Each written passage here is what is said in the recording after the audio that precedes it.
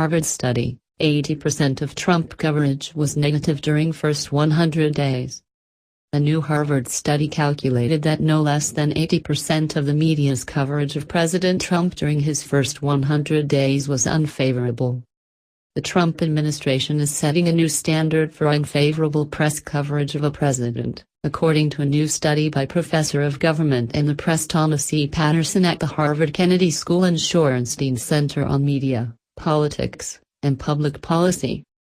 The study looked at cable news outlets CNN, CBS, Fox News and NBC, the Financial Times and BBC in the UK, and ARD in Germany, as well as print versions of the New York Times, Wall Street Journal, and the Washington Post.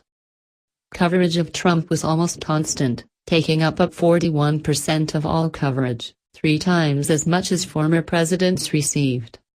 Trump has slammed the media since the beginning of his campaign. Earlier this week he stated that no politician in history had been treated worse.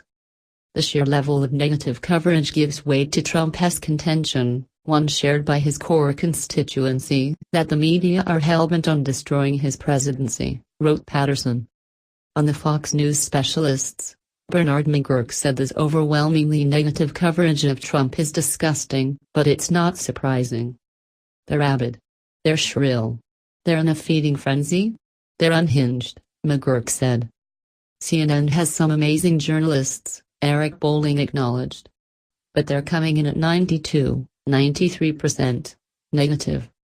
Ebony Williams said this media bias puts an unfair burden on the American people, as they now have to vet everything themselves. See more reaction from the specialists above.